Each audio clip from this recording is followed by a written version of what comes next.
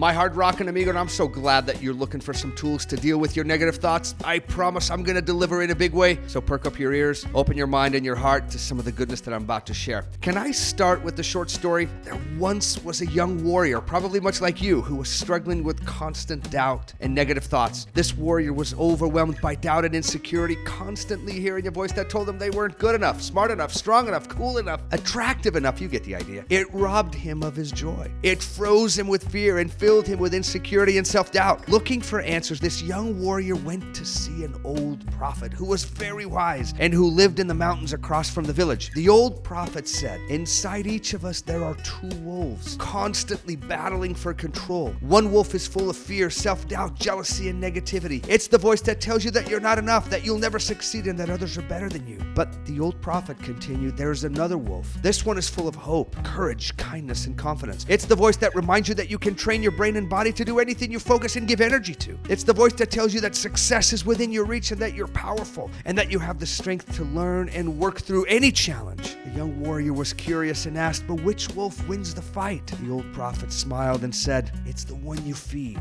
So take that in for a moment. How exactly are we feeding the negative wolf? And more importantly, how can you start feeding the positive wolf? Now, I know that most of you are not trying to think negatively. Most people I meet feel as though they're being attacked or ambushed by critical and pessimistic thoughts. Like an annoying backseat driver, right? That's constantly pointing out your flaws or critiquing your driving or finding fault with how you shift gears or change lanes or brake too fast or too slow. For some people, this inner critic that's renting space inside their brain is loud, persuasive, and persistent. So how do we overcome that annoying backseat driver or that inner critic that's overstayed their welcome? That's a brilliant question. Let me show you, but before I give you the tools to feed the positive wolf and to starve that negative wolf, we need a base, an understanding, a place to start from. Here's what you need to know. Number one, you are not weird for having negative thoughts. There's research out there that suggests that we think between 12,000 and 60,000 thoughts per day. Of those thoughts, it is estimated that about 80% of them are negative. Say what? That's like 48,000 negative thoughts a day. Yuri, that is like the worst news of the day. Quit trying to ruin my life. I thought you were supposed to be helping me. Okay, listen, I promise I will. Just stick around. Number two, you are not your thoughts, and your thoughts don't necessarily represent reality. Now, this is an important and key concept. Just because you think something doesn't make it so. So when your lovely brain conjures up thoughts that are unhelpful, critical, degrading, and full of fear, you don't have to worship or bow down to these thoughts. You don't even have to fight against these thoughts. Instead, you're going to use this 4-step formula that's going to help you to shift your brain gears away from these thoughts and, more importantly, move you toward those things that are awesome, inspiring,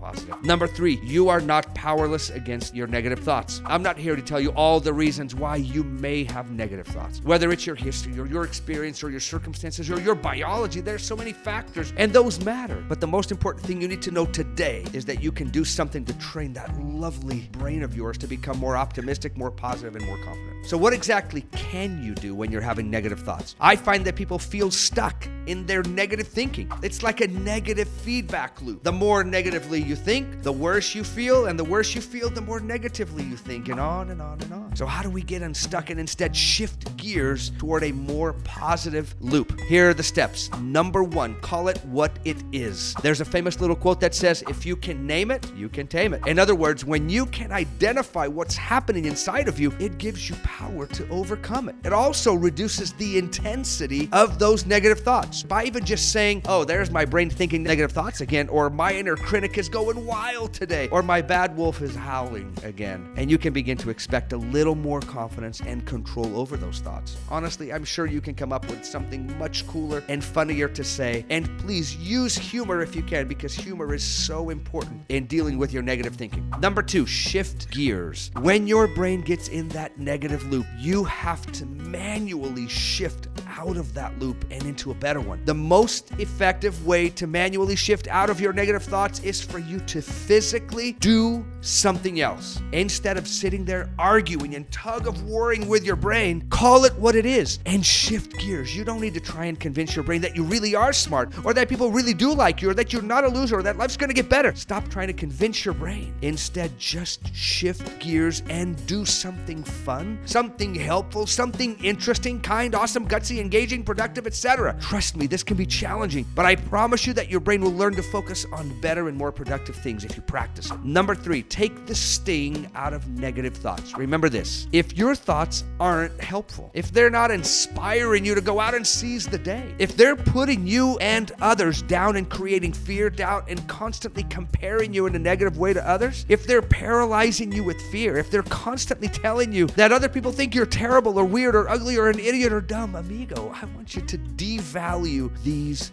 thoughts. Once again, don't argue with them. Don't try to convince them that they're wrong. Just simply tell yourself, if these thoughts aren't helping me, then they're not important. They're not valuable. And as a result, you can confidently stop paying attention to them, and instead you can flip them away like the dandruff on your shoulders. Just kidding about the dandruff. You probably don't have any, but I do. Either way, go back to step 2 and shift, baby. Okay, number 4, fix your input. We're back to the wolves in your head, right? This is how you begin to feed the positive wolf. You got to find people, places, and things that are inspiring to you and eat them for breakfast, lunch, and dinner. You've heard the expression, you are what you eat. Well, that's what I'm talking about. What you need is a steady diet of awesomeness in your life. Now, where can you go to find such a diet? Right here, people. Check out all of our awesome resources and surround yourself with power, with optimism and confidence. As it is with most things, there is a process, right? Your brain will learn better and more optimistic thinking patterns, but you got to stay with it. You got to believe me. You got to put in the work. So memorize those 4 steps. Remember, number 1 was call it what it is. Number 2 is shift gears, baby. Number 3, take the sting out of the negative thoughts. And 4, fix your input, and you'll be on your way. Be cool to yourself, and may the odds be ever in your favor.